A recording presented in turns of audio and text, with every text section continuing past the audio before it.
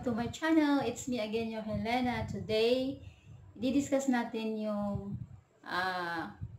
nasa loob na tayo ng embassy. Yung sa previous na video ko, diniscuss natin doon yung mga requirements na dapat natin i-prepare sa pag-apply ng visa natin. So, ngayong araw, i-discuss natin yung mga pangyayari doon sa loob, ano ba yung i-behave natin doon. Alam ko po na may maraming mga applicants na ano ba yan, nakakakaba naman pag pumunta na ng embassy, ano bang gagawin ko. So, i-share ko sa inyo yung experience ko, guys. So, pag nag-gather na natin yung lahat ng requirements natin, mayroon na tayong appointment slip, mayroon na tayong lahat-lahat ng mga kailanganin natin galing sa sponsor natin. Pupunta na tayo doon sa appointment date natin. So, sinabi ko doon sa nakaraang video na syempre alam mo kung kailan ka pupunta sa embassy, may appointment date ka. So, example, meron ka ng appointment date. So, July 30. So, example, July 30 na ngayon. So, pupunta ka na sa embassy. So, wag masyadong maaga, guys, at wag rin na late. So, nagbubulol-bulol tayo. Kailangan 15 minutes before you enter the door or the main gate of this building. Example, you applying visa in a German embassy. Nasabi ko na sa nakaraang video ko na pag nag-apply po tayo ng visit visa or tourist visa, we can go to the VFS building in Makati. So, pag nag-apply po tayo ng fiancé visa, married visa, or reunion visa, ano pang mga visa dyan, pupunta po tayo sa German Embassy. So, specific po dito, yung sinasabi ko na visit or tourist visa ay pupunta po tayo sa VFS. So, 15 minutes before ng appointment time natin, papasukin tayo ng guard. So, magtatawag na yun siya. I-imagine natin, i-share ko sa inyo yung experience ko. 15 minutes, dumating ako ng embassy is 1 hour before my appointment. Kasi ayaw ko yung, alam mo naman natin dito sa Pilipinas, ma-traffic, before pa ng lockdown, ma-traffic siya. Tapos, minsan hindi mo alam yung mga situation na maaberya sa daan. So, kailangan ahead tayo, mahaba yung time na ibibigay natin sa mga appointment natin para hindi tayo malate. Especially kung sa embassy yan kasi napakahigpit. So, 1 hour before, nasa embassy na ako. So, kung mayroon kayong extra dyan, nasa baba, mayroong 7-Eleven, mayroong pwede kang mag-breakfast muna doon kung umaga yung appointment mo. Paghapon, bukas din sila. So, pwede kang kumain muna doon, mag-lunch ka o mag-inom ka ng anong gusto mo dyan. So, 15 minutes before your appointment, na magpila ka na po sa door o pupunta ka na doon sa door kasi yung guard ay magtatawag na ng example, pupunta ka ng Denmark. So, yung mag-a-apply dyan ng Denmark, pwede na kayo magpila, ilabas nyo na yung appointment slip nyo, prepare your everything, ganon-ganon. So, 15 minutes before, pupunta ka na doon sa pinaka main gate na may ano siya doon, may guard. So, hawak-hawak mo na yung appointment slip mo, tsaka mga requirements mo. So, pagdating mo doon, pakita mo, tatanungin niya, tingnan niya yung appointment mo anong oras, tapos papasukin ka na. So guys, take note, huwag po tayo magdala ng bag o maraming mga gamit-gamit dyan. You just bring your phone, money, and then your requirements. Kasi yung German Embassy, meron silang locker na piniprepare na if you bring a lot of things, your bag, you cannot bring inside the embassy. So parang may lobby sila doon. So pagpasok mo, meron silang sa dulo may toilet, edi andoon banda yung mga locker. So you need to pay 75 pesos for the locker na ilalagay mo doon yung bag mo. Kung may tubig ka na ilalagay mo doon. Yung papasok ka na doon sa check na o mag-submit ka na ng papers mo, may pinaka-door doon na parang katulad siya ng airport. I-scan ka doon kung ano yung mga ano mo sa katawan. And then titingnan yung appointment slip mo ulit. So kung magpunta kayo ng embassy, na-advise ko na wag po tayo magdala ng bag o kung ano mang mga gamit yan. Just bring your requirements, money, and phone. Kasi yung phone din, hindi mo rin siya ma-on doon. Ino-off yun. Hindi pwedeng naka-on na pupunta tayo sa embassy. Mahigpit masyado yung embassy. So, yun. Maraming tawag dito, nagmurmuring or sasabi bakit laki-laki na nga ng babayaran, hindi pa sure na mag-grant yung visa. Tapos, magbabayad pa ng locker, i-locker lang naman yung kumbaga, kasama na sana yun sa payment. Pero hindi ko alam kasi nung pumunta rin ako, hindi ako nagdala ng bag. Nagdala lang ako ng requirements ko. Kasi experience ko na rin na hindi na dapat magdala ng bag. So sayang din yung 75 pesos pag merienda na natin yan o pang ano na natin sa taxi. So yun guys, huwag tayo magdala ng bag. Dala lang natin yung requirements natin. And then, pipila kayo ulit doon kung may marami kayong applicant. Pipila kayo ulit doon sa pinaka-main na napapasok na magpasa ng requirements. So, kung kunti lang din naman ang tao, hindi naman kailangan magpila talaga ng mahaba. Saglit lang siya. And then, i-check yung appointment mo ulit doon sa pinaka-main na may parang x-ray machine doon. Katulad sa airport na papasok ka magtututot doon. Ganon. And then, wala tayong phone. Kung may phone tayo, lagyan sa bulsa at papatayin natin yan. I-check talaga yan ng guard kung napatay mo siya bago ka papasokin. Tapos, make sure yung appointment, titingnan din yan kung meron ka. Kung wala ka, hindi ka makapasok. Sa pinaka-main pa lang doon sa guard, hindi ka na makapasok. So, prepare. I-check ulit yan. Tapos, makapasok ka na. May mga different doors na doon sa mga different country na designated. Kung Germany ka, may door doon na para sa Germany, o kung sa Denmark ka or Italy o saan, may ano doon, may door na para lang doon ka lang papasok. So pagpasok mo doon sa door na yan, may another guard na mag-check ulit ng appointment slip mo. Tapos yung guard na yun, may listahan na yun siya ng mga naka-appointment na tao for that day. Halimbawa, yun yung date mo ng appointment mo. I-check niya doon kung may pangalan ka doon. Tapos plus, titingnan din niya yung appointment mo. So, pag doon sa list nila na walang pangalan mo doon, wala ka sa appointment sa araw na yun, siyempre hindi ka makapasok. So, imagine natin meron tayo. And then, papasokin ka na, i-check. Papasokin, i-check niya ulit, dala mong requirements mo, ganito, ganyan.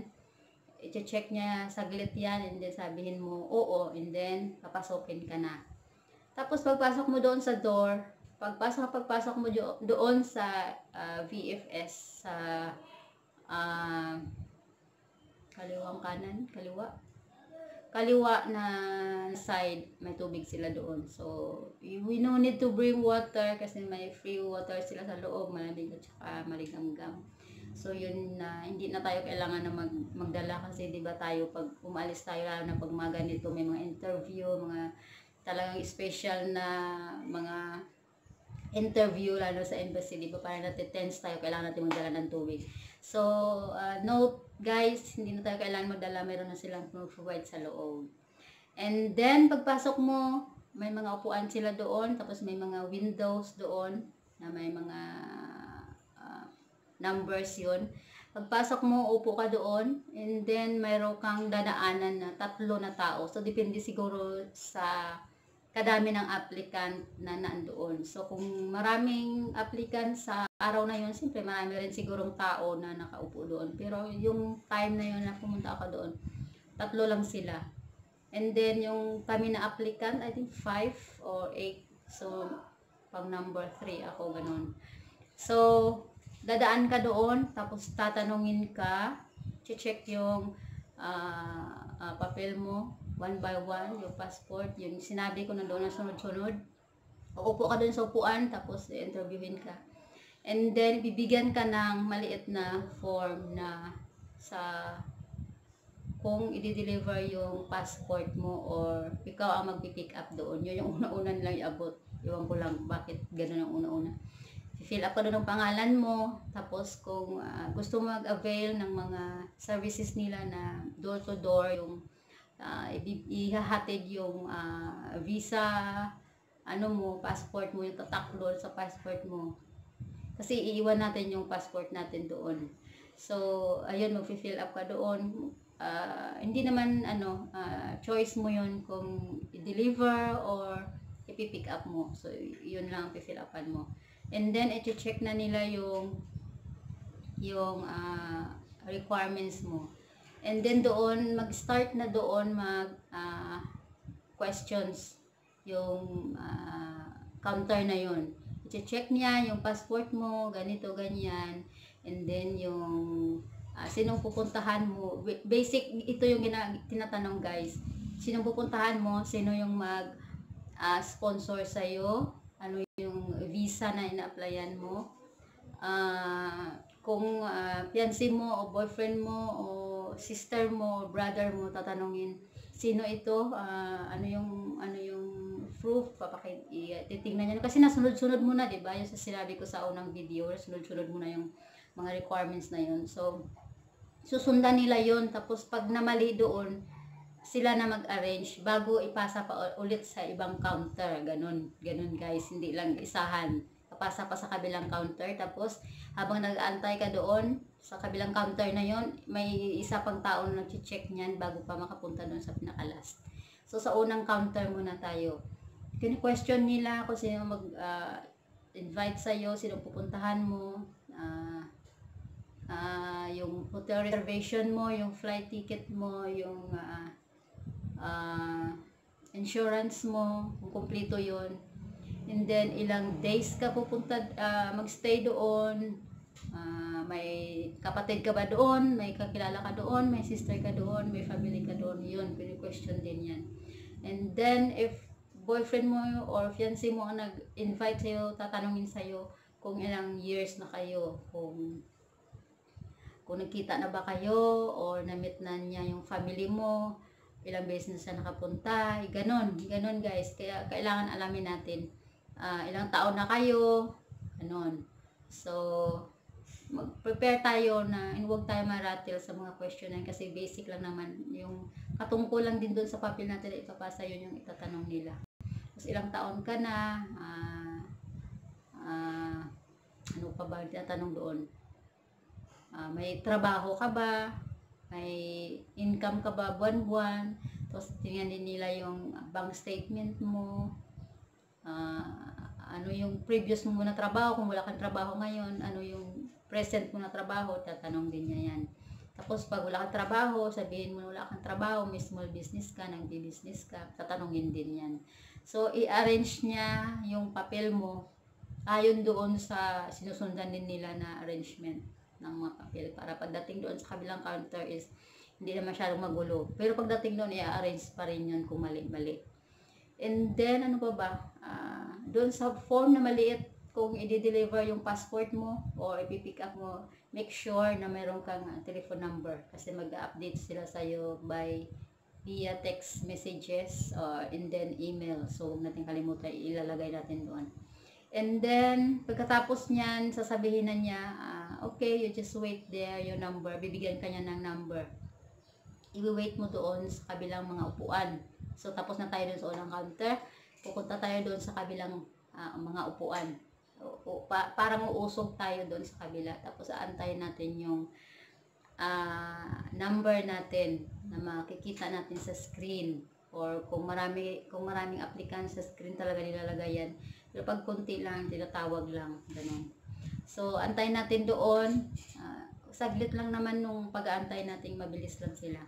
Tapos, pag natawag na yung number natin sa counter, pupunta tayo doon. And then, dala din niya yung mga papers mo. Hawak-hawak ng babae na yun. And then, tatanungin niya. Ano yung pangalan mo? Ito, ganyan. Nakita na lang yung pangalan mo, tatanungin pa. And then yung passport mo titingnan, kailan yung ma-expire, and then saan ka ba the same question doon sa unang counter. Pero depende rin sa babae, depende rin sa tao doon, yung babae na kaharap ko doon. Sabi niya ano daw, nakita kasi niya yung documents ko na may red ribbon. So parang sana patulan, sabi ganun nino. Sabi niya, ano to? Bakit may red? Sabi niya, sabi, ha? Authenticated, yung ano ko, papers ko, parang sabi ko, ba't ka nagtatrabaho dito, hindi mo alam, parang ganun. Parang sa isip ko lang, pero naging ano talaga ako doon, siyempre maging mabait-bait ka doon, sabi ganun. So, sabi niya, bakit daw, ano to?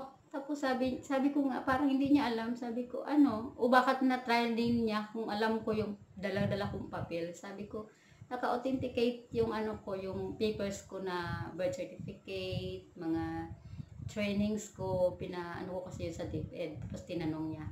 Tapos sabi niya, saan ka nag-aral ng German language? Sabi ko sa Hong Kong. Sabi ko lang ganun. Tapos sabi niya, nag-aral ka na pala. Sabi ko, yeah. Tapos nagsalita ako doon ng German na word. Pero alam ko hindi rin niya naintindihan. Hindi niya naintindihan. Kasi minsan na-expect natin na pag pumunta tayo sa German Embassy, yung mag-entertain sa atin, marunong mag-German. Hindi po. Tagalog yung tanong nila. So, minsan para nag-ano rin tayo, baka English doon, baka hindi. Tagalog sila, Tagalog na Tagalog. So, wag tayong matakot, magiging comfortable sumagot, wag tayong matense. Kasi yung sinasagot doon, tinatanong doon sa embassy, ayon din yan sa mga dinala natin na requirements. At kailangan yung take note guys, kilala natin yung sponsor natin, kilala natin yung pupuntahan natin, kilala natin kung sino yung pupuntahan natin. Kasi tatanungin niya, ano mo ba yan? Ano yung purpose mo? Bakit ka pupunta doon? So i-explain mo doon, kahit na ando na yung lahat ng requirements mo doon, tinatry talaga nila na kung totoo yung sagot mo at alam mo yung sagot mo, huwag tayo maratel. So, pagkatapos doon ba magbayad? Oo, doon magbayad sa pangalawang counter. Doon magbabayad at kailangan natin ng cash guys. Hindi sila nagtatanggap ng credit card or card dyan. So, dala tayo ng pera. Yun talaga ang ibabayad natin, cash. And then, pagkatapos niyan, i-arrange nyo ulit yan yung mga papel-papel mo. Question doon, pero hindi lahat ng question niya, sino yung yung sponsor mo, may pera ka ba, gito, ganyan.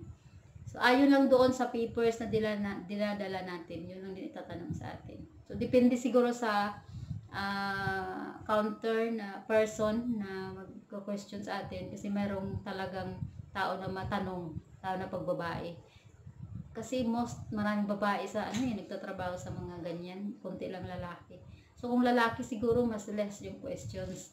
Pero nung time na yon parang halos mga babae yung nasa counter. So maraming tanong, maraming So sagutin lang natin po ng maayos, ng may paliwanag, ganun. Tinanong din niya kung ano yung trabaho ko. Yun, sinagot ko rin siya kung ano yung trabaho ko. So, pagkatapos niyan, magbayad na tayo, i-check niya ulit, deliver o tapos sabihin mo ganito, ipakita mo yung form na maliit na pick up mo yung passport mo, yung result, or i-deliver. So, depende yan. So, tatanungin ka. And then, pagkatapos ng pangalawang counter, mag-rest ka ulit, upo ka ulit sa upuan, antayin mo ulit yung pangatlong counter. Okay, so habang umuupo ka doon, syempre, inom ka muna ng tubig, pahinga ka muna, hinga ka ng malalim para sa sunod na counter, mayroon tayo sasagot ulit. Huwag lang tayo nervous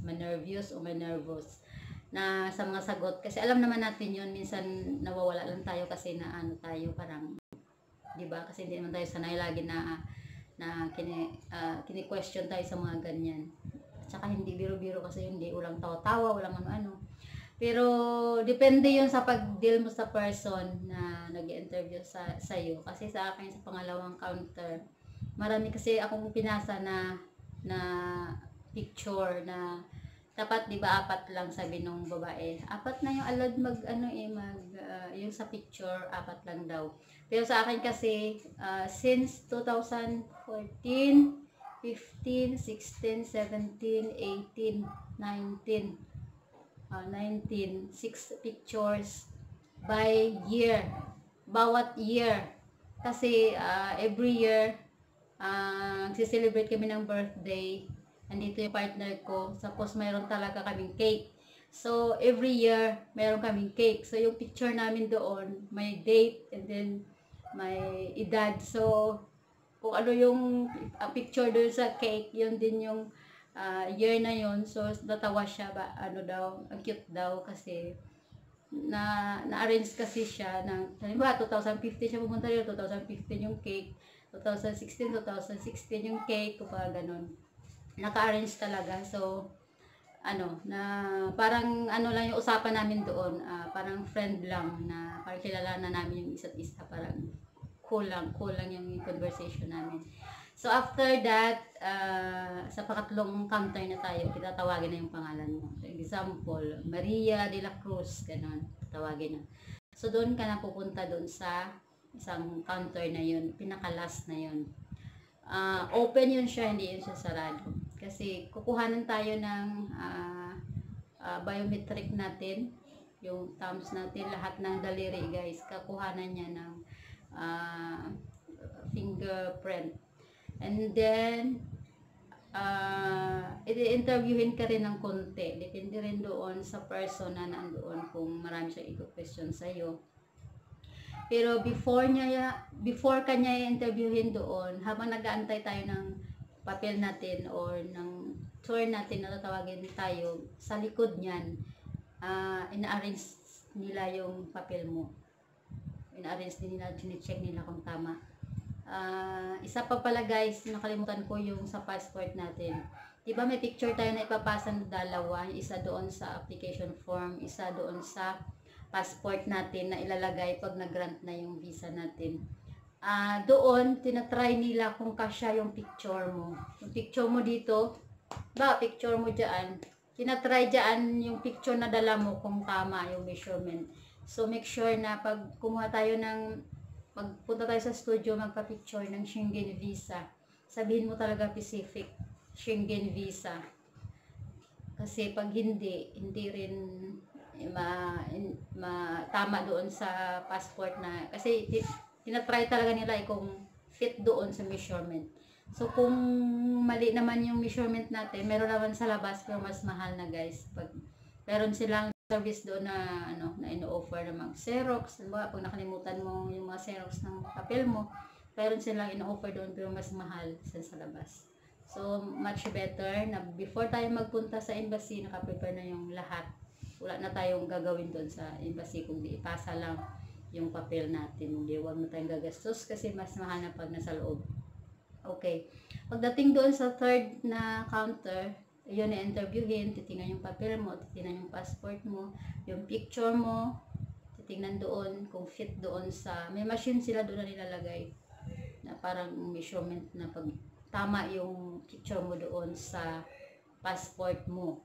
Tapos, titingnan niya konti yung papel mo, tatanungin kang konti, and then kuhanan na tayo ng fingerprints. Lahat yan guys, ilang beses, lahat yan. So, kailangan prepare tayo. Tsaka madali lang naman 'yun, wag lang tayo matakot. Tapos pagtapos na kuhanan yung fingerprints natin lahat doon sa machine na 'yun, kuhanan biometric measurement. Tapos sabihin niya may pipirmahan ka doon, 2 page yata 'yun, 2 papel na pangalan mo doon. Tsaka signature. And then, yun lang, sasabihin na okay, thank you, wait na lang po sa text o sa result. Yun lang. Or pag may question daw tayo, yun lang, sabihin niya, you can email sa visa Visa mail address nila. visa@money.diplo.de. So, sa embassy. So, doon tayo mag-send ng message kasi magre-reply daw sila. And then, iko-contact din tayo nila by phone or text kung ano na, kung process na ba or process na. So, yun lang guys for today. Sa sunod na video, tatalakayin ko yung after na nagpasa kung ano nang nangyari. So, thank you for watching and hopefully nakatulong yung video na to sa mga may mga partner dyan na specific sa Europe for Schengen visa application. So, sana supportahan nyo yung channel ko. Please subscribe, like, and share po sa video na to upang makatulong din tayo sa iba. Thank you guys for watching. Bye!